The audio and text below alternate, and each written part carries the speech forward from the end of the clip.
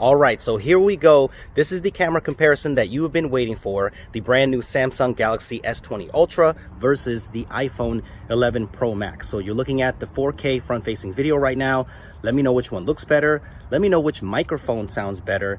And then today what I'm going to do is go out and take pictures and video in every condition possible to see which one is the best and which one should be in your pocket in 2020. Let's see if that 108 megapixel camera, which is insane on the S20 Ultra, actually makes a difference. Let's see who's going to be the camera king in 2020. Let's do it. Before we get started, let's talk about the testing process. All of these pictures are taken on auto mode with no edits, straight out of the camera. I feel like this represents the average consumer best. The iPhone has Smart HDR and Deep Fusion enabled, and the S20 Ultra has scene detection on since it's optimized to take the best photos on auto. But the great thing is that the S20 Ultra has a Pro mode built into the camera software, so if you have time to dial in that perfect shot, you can with manual controls. Let's start with daytime. They are both great and you can't go wrong with either. They both have fantastic dynamic range, nice colors, and capture lots of detail. This comparison is a little different because Samsung has a giant 108 megapixel sensor, so let's talk about that first. You can take straight up 108 megapixel shots by choosing this mode, or you can choose a pixel bin shot at 12 megapixels that combines 9 pixels into one, giving you the best balanced shot. So here are the differences in these two modes. When you take a 108 megapixel shot, it usually results in the brighter overall picture with more natural colors, but it does lend to more highlight clipping. Sometimes dynamic range suffers and HDR just doesn't come on when it should. So generally you will see the 108 megapixel giving the brighter shot that is more edit friendly than the 12 megapixel version. The advantage of the 108 megapixels is just the sheer resolution. Here it is on 1000% scale. Look at how much detail there is still in the castle. And at 400% scale, the iPhone actually keeps up very well. It's surprising how much detail the iPhone is able to capture. But let's go crazy and do 2000% scale. Look at how much detail is still there with Mickey. It's insane. And at 3000% scale, you can still make out the details with no issue on the S20 Ultra. And the iPhone is now just a blurry mess, so I hope this shows you the power of 108 megapixels. You can recrop a super wide shot into anything you want with plenty of detail. It's next level. When doing this comparison, I was really surprised at iPhone's Deep Fusion. It's really great at capturing detail. Here are some examples of 108 megapixels versus the iPhone at 400% scale. A crop level that most people would use, and I'm really surprised to see how well it kept up. It's when you go beyond the 1000% is where you really see the difference. They're just both awesome. On 108 megapixel mode, you can't access any of the other focal lengths or zooms, but on the 12 megapixel mode, you have access to that incredible 100 times zoom. The iPhone can zoom 2x with the telephoto, where the Ultra defaults to 5x. The iPhone goes up to 10x digital zoom, but the Ultra does a 10x hybrid zoom, so you can see how much more detail there is even at 10x. You'll probably never use this 100 times zoom, but it's impressive that this is on a smartphone. The 10x and 30x are usable, but once you get to 100 times, it looks pretty bad. In general, the Galaxy S20 Ultra has a more contrasty shot, almost giving it a stylistic look. The best way to explain it is if you put a slight filter on it, boosting the highlights. It's not a bad look at all, but from a technical standpoint, Apple's Smart HDR produces the more balanced shot in most instances, in my opinion, with a more balanced approach of highlight preservation and overall dynamic range. This is a preference thing for sure, so I don't blame you if you like the S20 Ultra shots better, but from a technical standpoint, I'm sure you guys analyzing all these pictures, you would agree. It doesn't happen on every shot, of course, but in general, this is what I noticed. The 40 megapixel selfie camera is impressive from Samsung this year. Great detail. I think they've improved the skin tones and exposures of the face. So happy the skin smoothing is not aggressive, it remains nice and sharp, and even on the front-facing portrait mode, I think it does a better job, so props to Samsung on this. They have a new selfie tone feature where you can preset your color temperature. It's not a huge difference, but it's nice to have. When it comes to portrait mode on human subjects, this is going to be preference-based. Samsung's processing tends to brighten the skin, which I think some people will like, where the iPhone is balancing the shot entirely across the entire image. When it comes to objects, they both do a very nice job as well. Nice edge detection and natural background separation. On this more challenging shot, the iPhone did a better job with edge detection, basically perfect around the hands, and the sharpness is maintained all around the subject, but the exposure is so much nicer on the S20 Ultra shot.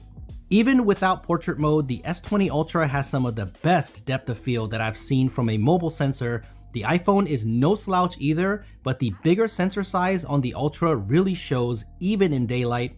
Look at that natural background blur, the separation is fantastic. I'm really impressed with this type of bokeh without any special modes. It really has DSLR-like properties with a very narrow focal point, but that's where I feel like the S20 Ultra needs some work in a software update. The focus could be sharper on subjects and in the entire frame, excluding landscape shots. You can add sharpness in post, so it's not a huge deal breaker, but a lot of shots end up softer than I would like it. Just look at Ariel's face here, way more detailed on the iPhone, and after looking at over 300 images side by side, you can clearly see a detail difference on some shots. This macro shot shows the same thing. In fact, the closer you get, the softer the shot gets, so I just wanted to point that out. I had some focus issues where sometimes it just doesn't focus no matter where you tap to focus, but this is final launch software on the March security patch. Definitely can be fixed in a software update though, and if you know Samsung at all, they will push out a larger camera update in the next few months, so I will revisit this comparison when that happens because I think it's going to make a big difference. In terms of 4K video, both of these phones can shoot up to 60 frames per second, which is great. Here's a walking stabilization test, both very natural with optical image stabilization. Let me know which one you think looks better. The S20 Ultra does have an improved super steady mode which downscales to 1080p, but is mind-blowing with the stabilization. This is me running as fast as I could, looks like it's on a gimbal. I will leave that link to that full video here if you want to check out that comparison. It's pretty crazy. The Galaxy S20 Ultra has an incredible video feature where you can shoot in 8K resolution. This is insane that we can do this on a mobile phone. It is limited to 24 frames per second, so I didn't include it here, but I will leave a link to my 8K video samples so you can check it out. Slow motion in 1080p here, 240 frames per second, which is what most people would use. They both look good and about the same. Where you want to get crazy is with the 960 frames per second super slow-mo. If you want that, you're going to have to go with the Galaxy S20 Ultra. So much to cover here. I didn't take many ultra-wide shots. They both have great ultra-wide cameras. During the day, they are both nice. And having that ultra-wide and 4K video is so great with stabilization on both. You can capture so much more like this and is one of the most useful angles to have on a smartphone. At night though, it's a different story, so stay tuned for that. Let's go ahead and get to what you have been waiting for, and that is the low light performance. The same applies here with the 108 megapixel shots versus the 12 megapixel bin shots. Even at night, highlight preservation and overall balance is better with the 12 megapixel shot, so I would shoot 12 megapixels at night. I thought there would be more noise with the 108 megapixel shots, but I am impressed. The noise level is very comparable. Overall, the bigger sensor shows on the Galaxy S20 Ultra, usually producing the brighter picture. It does go back and forth sometimes where the iPhone takes the brighter picture, but they both produce images with great contrast and sharpness. The S20 Ultra usually deepens the blacks with more contrast for a more dramatic look, usually with more saturation, but then again, it does go back and forth. Both phones have a night mode, so I took one shot regular and one with the night mode. They'll be listed on which is which down below. Incredible amounts of detail on both cameras. Their sharpness is really unbelievable. Mobile sensors have come a long way. I would say that the S20 Ultra leans towards the warmer side of white balance when night mode is triggered, and the Ultra does have some slight over sharpening happening, which I would like Samsung to tone down on a little bit. But I think the average user will lean towards the Ultra because it really does look incredibly sharp. The clarity is a real tangible result people will notice, especially with the ultra wide. It is so much sharper on the S20 Ultra. It is no contest whatsoever. And then you add the night mode to the ultra wide shots, which the iPhone 11 Pro Max does not have, and it just looks embarrassing. I really hope Apple adds night mode soon to their ultra wide camera in a software update. It is needed for sure. Red is still one of the hardest colors to replicate at night for a mobile sensor, and I still think the iPhone does it better. The red still looks washed out on this Coca-Cola building. It is a little bit better with night mode, but it still doesn't match. The iPhone here does have less shadow detail for sure, but I think it's the more pleasing shot overall. On night mode, here is an example of Samsung's over sharpening, where it creates a halo effect on the sign with oversaturation. The nighttime video on 4K is really no contest. The S20 Ultra, again, really showing that sensor size flex with letting in more light. The potential is there, but the amount of noise is something they need to work on. The iPhone video remains sharper with more detail under these lighting conditions. And then when you start walking, you can really see how the S20 Ultra is struggling. There's lots of smearing, and don't get me wrong, the iPhones doesn't look phenomenal either, but there's definitely a clear difference here. Here's an example of a different lighting scenario where a band was playing. If you crop into the sky, you can see a clear difference on noise reduction. So Samsung, if you're watching this, please fix this as fast as you can. The microns are only 0.8 on this sensor, so it could be a limitation of hardware, but I'd like to see some better noise reduction applied here. I saw focusing issues at night as well, like I saw during the day, but depth of field, again, super impressive on the S20 Ultra. I'm surprised to see the zoom actually works in low light. It's not as bad as I thought it would be, but that 100 times zoom looks like an oil painting. All you selfie takers, you're going to love this. Tons of improvement here at night.